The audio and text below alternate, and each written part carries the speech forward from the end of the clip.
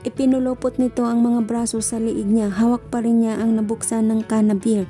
Uminom muna siya ng beer habang nakatingin dito. What do you want? Heaven or hell? Namula ang pisngi nito at kinagat ang ibabang labi. Both? Say it louder, anas niya habang minamasaya ang kanya nito. Oh, I want both. As you wish. Nagsimula niyang baybayin ang magkabilang dibdib nito habang salit-salitang pinagsisipsip iyon. Humahagod naman si Shin sa buhok niya na lalong nagpagalit sa alaga niya. Pinatayo niya si Shin sa harapan niya. Inilagay niya ang mga kamay nito sa balikat niya para yumuko ito. Gamit ang mga ngipin ay tinanggal niya ang pagkakaribo ng bikini ni Shin at nilaglag iyon sa kandungan niya. Inamoy niya muna ang kanya nito at saka dinalaan ang hiwa niya. Bago shave lang ito at sobrang bango. Nilaro niya sa pamamagitan ng dila niya ang kanyang ni Shin. Oh, sigaw ni Shin habang nakasambunot sa kanya. You're so sweet again, mi amor. Sinipsip niya ang katas niyong habang itinataas ang isang hita nito patungo sa balikat niya. Oh, Rosel, love. Oh, ayan na. Shit. Lalabas na. Niluwagan niya ang pagkakabuka ng mga hita nito habang nagdideliryo. Ang katawan ni Shin sa sensasyon at kaluwalhati ang nararamdaman nito. Fuck. Anas niya habang patuloy sa ginagawa. Yumuyugyug ang mga dibdib ni Shin sa noon niya kaya tumingala siya para saglit na sipsipin iyon at laro-laruin sa dila niya ang magkabilang dibdib nito. Please, love, fuck me. Fuck me na. Hindi ko na kaya. Mababaliw na ako sa sobrang sarap. Ibinababa niya ang hita ni Shin at binuhat niya patungo sa upuan na naroon sa gilid. Pinatalikod niya ito sa wall ng bahay. Spread your legs. Mi amor, utos niya na sinunod nito. Itinutok niya ang alaga niya sa ni Shin sa nangingintab nitong lagusan. Umindayog ang katawan niya habang umaarko ang baywang ni Shin sa bawat pag-ulos niya. You love it? Mahinang tanong niya. Tumango ito. I love it. And I'm going to love it. Kinagat niya ang ibabang labi habang umuulo siya nito. Shh. Shin, I'm going too fast. Hinugot niya ang alaga niya at umupo siya sa lapag. Pumatong si Shin sa kanya ng nakaharap. Your turn, mi amor. Itinaas baba niya ang katawan nito ng mabilis. Mahigpit ang hawak nito sa balikat niya habang ito naman ang umuulo sa kandungan niya. I love it. Dinalaan niya ang umaalog na dibdib nito sa harapan niya. Napaliyad si Shane sa ginagawa niya. Tayong-tayo ang mga niya nito at naninigas habang umuungol ito. Nang maramdaman niyang sasabog na siya ay pinahiga niya si Shane sa lapag at siya naman ang bumayo rito habang nakataas ang magkabila nitong hita at nakapulupot sa baywang niya. I'm almost there. Shh. Bumagal siya sa pag-ulos nang naramdaman ang pagsabog ng katas ni Shin sa loob ng kanyang puwita nito. Sabay sila nitong sumabog at kakaibang sensasyon ang naramdaman nila. Hinalikan niya si Shin sa lig nito habang nakapaibabaw siya. I guess this will be the last for today. Bulong niya sa tainga nito. Nabalian yata ako ng buto. Tumawa si Shin. And what about you tomorrow? Tiningalan niya ito. Whole body massage? Ako na bahala for tomorrow. Kinindatan siya nito, bigla tuloy siyang kinabahan, hindi kaya siya rayumahin.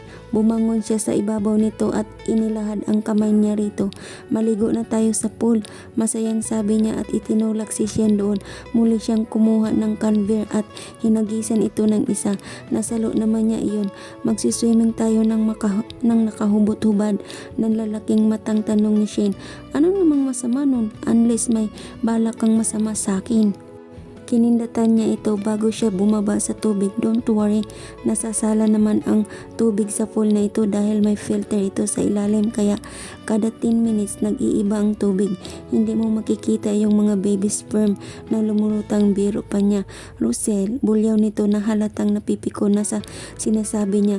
Ginisihan na lamang niya ito bago siya lumusong pa ilalim patungo sa kinaroroonan ni Shin. Hinapit niya ang baywang nito kaya napailalim na rin ito sa tubig. Doon ay hinalikan niya ito habang niyayakap ng mahigpit. Sumigaw si Susie habang nasa ibaba.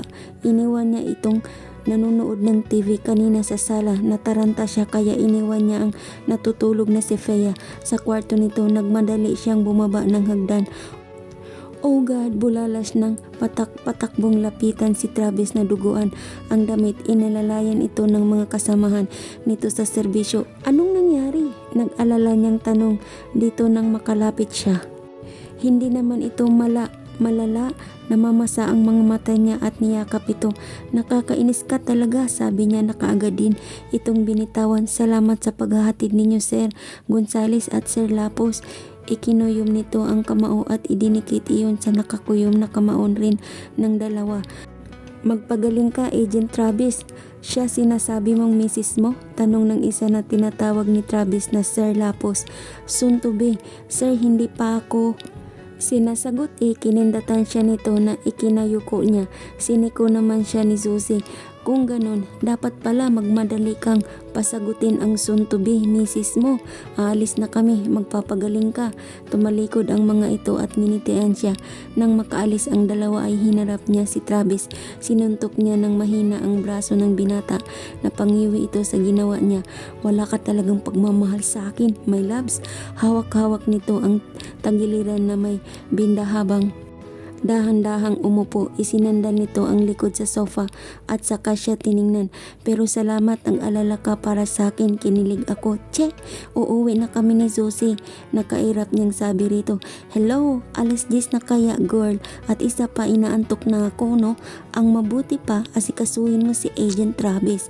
Alam ko namang kanina ka pa balisa For sure, siya yung tumatawag kanina sa telepono. Kaninang tanghali, tiningnan niya ng mariin si Susie.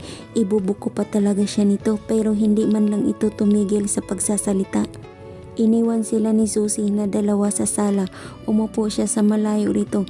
Tiningnan ito habang nakapikit ito. Don't worry, okay lang ako. Magpahinga ka na rin. Salamat sa pag-alala mo. Tiningnan siya nito pero saglit lamang. Naawa siya rito. Alam niyang muntik na nitong mailagay ang sarili niya sa kapahamakan. Paano niya ito mamahalin kung may kahati siya sa oras nito? Ang misyon nito. Kumain ka na ba? Ipaghahanda kita, mahinang sabi niya. Thanks, my loves, pero hindi ako nagugutom. Maaari mo ba akong samahan sa guest room? Pagkatapos kunin mo yung first aid kit sa first layer drawer ng cabinet ko sa kusina. Sinunod niya ito. Inakbayan siya ni Travis at tinungo nila ang guest room na malapit sa office ni Rosel. Dati siguro iyong stock room na ginawang guest room dahil malapit ito sa kusina. Inilalaya niya si Travis na makaupo sa kama habang nilalagyan ng unan ang likuran nito. Sandali niya itong iniwan para kunin ang first aid na sinasabi nito. Ikuha mo na rin ako ng alak sa fridge. Nangunot ang noo niya. Hindi ba dapat tubig dahil iinom ito ng antibiotic? Kahit nag-aalinlangan ay sinunod niya ito. Tinanggal nito ang bandage nang makabalik siya. Umupo si Vicky sa dulo ng kama at pinapanood ang gagawin nito. Ngayon ko na-realize na napakahirap pala ng trabaho mo. Malungkot na sabi niya. Mas mahirap iyong trabaho mo. Imagine without a teacher like you. Hindi magkakaroon ng agent ang Pilipinas. Travis, sabi niya sa unang pagkakataon. Ngayon lamang niya tinawag ang pangalan nito. Sasagutin mo na ba ako? Ninisihan siya nito bago nito binuksan ang takip ng tansa ng beer. Gamit ang ngipin nito, lumagok ito ng beer at saka kumuha ng panyo at kinagat iyon. Bago niya ito ibuhos ang alak sa sugat nito. May kalaliman pala. Napapikit siya dahil sa sobrang hapdi nun.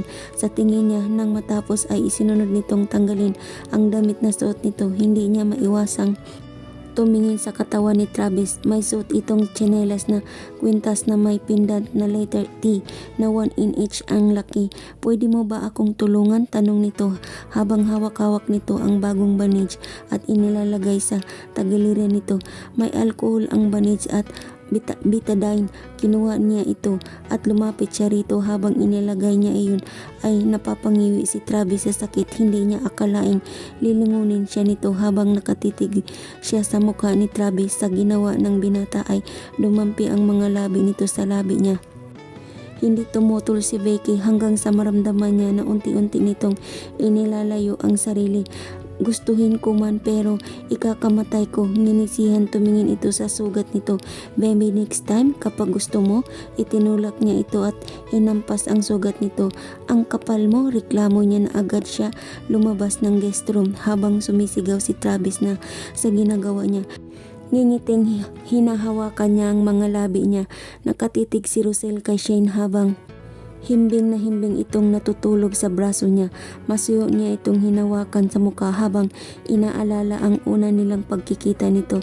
Napangiti siya nang maalala ang mga nakaraan, kung paano siya napaibig ng dalaga at kung paano nito nabago ang buhay niya. The best part of me is you, mi amor. I'm so in love with you, sabi niya at kinentala ng halik ang noo nito. Marahan niyang tinanggal ang braso niya sa ulo ng dalaga at dahan-dahang bumangon sa kama.